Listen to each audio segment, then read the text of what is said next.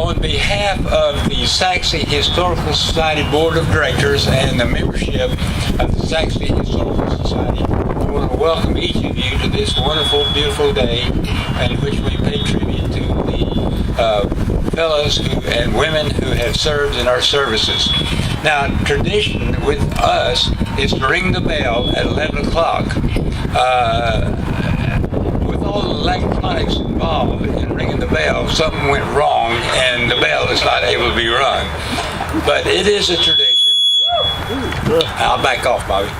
It is a tradition because in 1919, President Wilson, this is following World War I, signed a proclamation that declared that on the 11th month, the 11th day, at 11 o'clock, all Americans should stop what they're doing, and all businesses should stop and pay tribute to those men who died in World War II fighting for our country.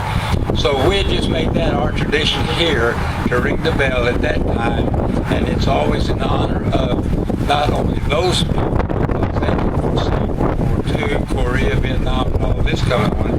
So it's a tradition that we ring the bell in honor of those who have served. But on behalf of our group, I want to welcome each of you.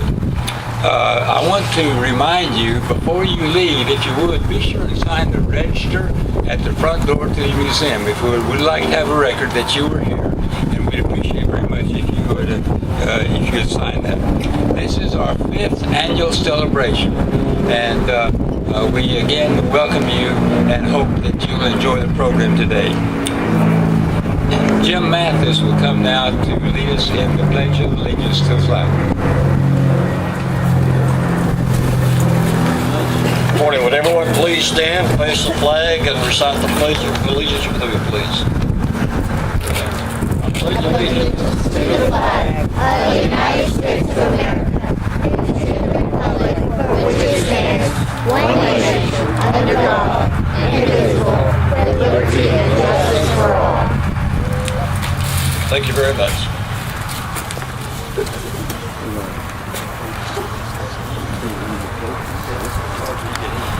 Oh, say, can you see by the dawn's early light was so proudly we hailed at the twilight's last gleaming, whose broad stripes and bright stars through the perilous fight o'er the ramparts we watch were so gallantly streaming, and the rocket's red glow, the bombs bursting in air, gave proof through the night that our flag was still there. Oh, say does the star-spangled banner yet wave o'er the land of the free and the home of the brave?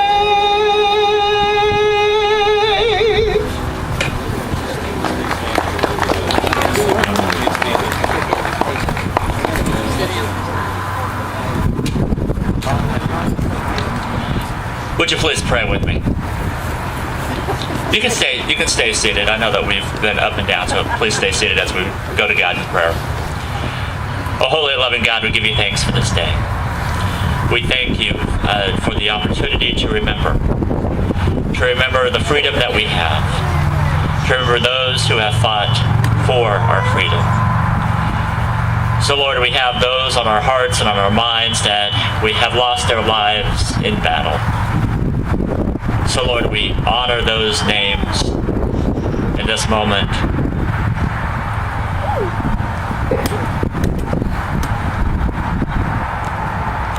Oh, holy and gracious God, we give you thanks for those who continue to serve our country. We thank you that they place themselves in harm's way so that we may have the freedom to gather in places like these. So keep our servicemen and women safe here in our country and across the entire world. Send your Spirit to be with them, to watch over them, to protect them as they continue to protect us. So Lord, we lift these prayers up to you on this day. In the name of the one who gives us life and gives it to us abundantly, Jesus Christ our Lord. Amen.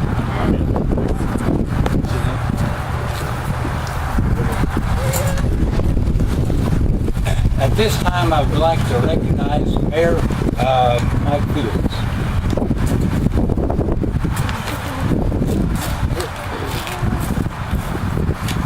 I want to welcome everyone here. Thank you for being here this morning. And from the bottom of my heart, I want to thank each of you here today for your service and all those that came.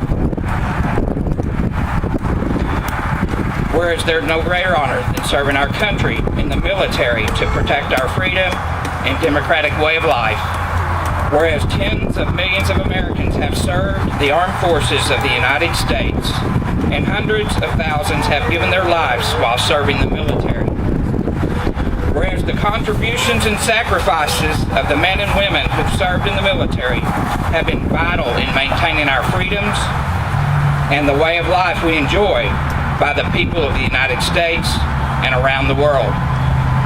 Whereas we owe a debt of gratitude to those who have sacrificed for our liberty and for the security of our nation. Now therefore, pursuant by the powers vested in me as the mayor of the city of Sachse, I do hereby proclaim November 8, 2014 as Military Appreciation Day in the city of Sachse, Texas, and encourage all citizens to recognize the valor of our veterans by displaying the flag of the United States, often at their homes and at their businesses. Thank you.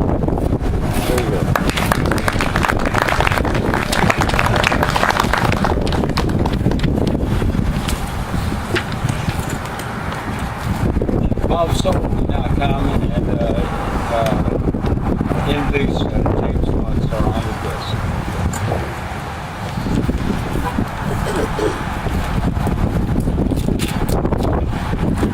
Last year, I did a little presentation for Dave here to honor him, and this year I'm going to honor James X by presenting his grandson, Evan Sutton, with a special coin and a little letter. Evan, if you'll move.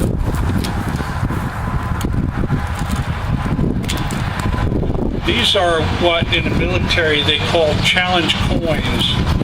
Sometimes when you see the pictures of the presidents at their desk and you see the credenza behind them, you will see these coins that are mounted in display cases.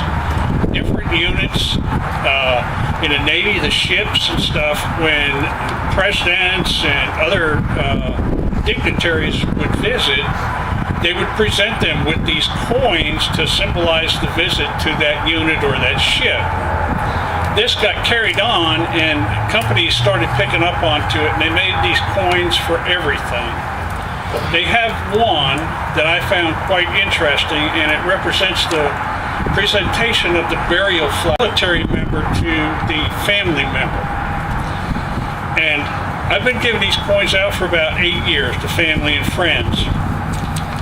This year, I'm going outside the family and to hopefully a new friend. I heard a story the other day. I was here helping the ladies at the society, and Virginia Stone told me a story about James Axe passing away, and his grandson didn't get one of his burial flag. And he was a little disappointed because he really loved his grandpa. So I said, I think I have something that can remedy that to an extent. It won't be the same, but it will be something unique. So I had a coin engraved. There's a place on the back you can have the name and the date of birth and year of death. And I've had this coin engraved. And on the front, like I said, it depicts the military member with the white gloves presenting the folded burial flag to the next of kin. On the back, there's a place for the engraving. And then also there is a little engraving onto it. You have to have a magnifying glass to read it. So I got my magnifying glass out years ago and I typed it all out in a letter. And I'd like to read that. And it says, for service to a grateful nation, once a U.S. flag is lifted from the casket, it is tilted down in front of the casket to block the view. The flag is then held up for everyone to see, and taps is then played softly in the distance. This is referred to as presenting the colors. Tradition holds that at this time, the fighting spirit of the veteran then enters the flag. Once the flag is folded, both the flag and the veteran are formally retired forever. And I hope you enjoy that coin. Thank you.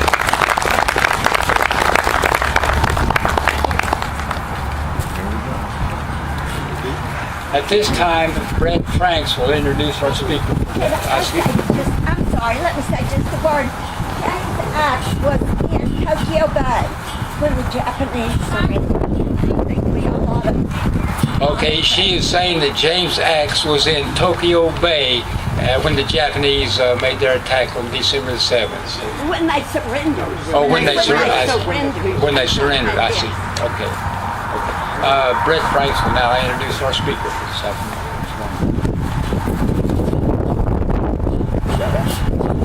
Well, I have the honor and the pleasure of introducing our guest speaker today. He's known me all my life. I haven't known him all of his life, but he's known me all my life. He is my grandfather, Mr. Basil Gentry. He's a World War II veteran, served in the Navy. I don't want to take any of his anecdotes or stories, but he told me he joined the Navy so he didn't get drafted in the Army. And you can imagine we've heard that story a few times.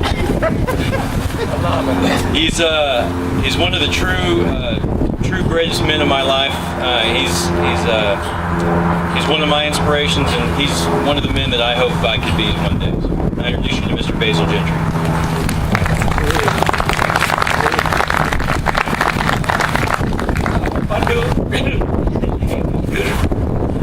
My grandson, but I was 15 years old Pearl Harbor Day, and I grew into it, but I joined the Navy so I wouldn't have to walk so far. You always had a good place to sleep and good food unless you got a shot out lunch. Anyway, I was 15, and like I said, I grew into joining the Navy when I was 18. On Mother said I had plenty of time after that. Everybody wanted to go when they were 17.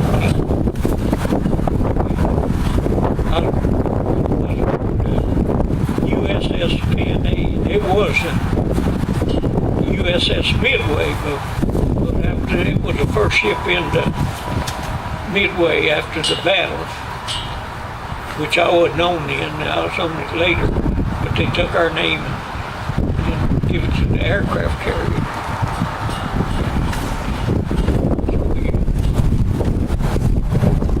That guy was there in Tokyo Bay. I wasn't too far from there when the war was over. I was between Okinawa somewhere out there. Ocean. Anyway. Tell what your ship carried. Do what?